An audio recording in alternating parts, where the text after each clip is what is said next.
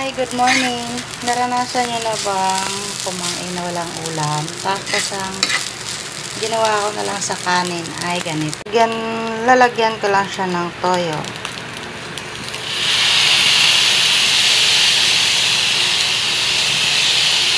Tapos may mantika na po yan. So, lasa siyang adobo.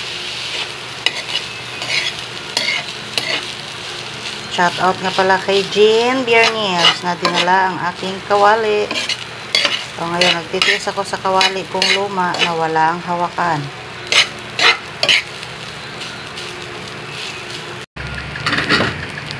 Kain na po.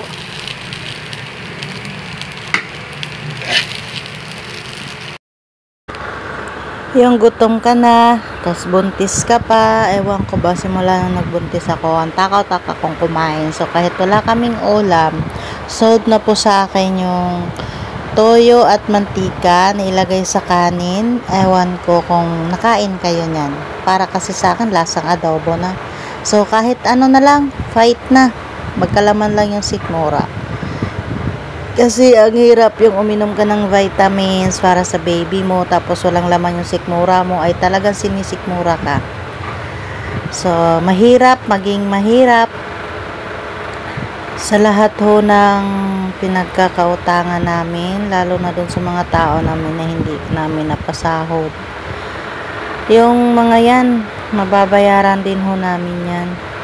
Pero yung pamamahiya nyo sa amin, yung pagpo-post nyo sa amin, mababawi nyo kaya yan kapag nabayaran na namin kayo?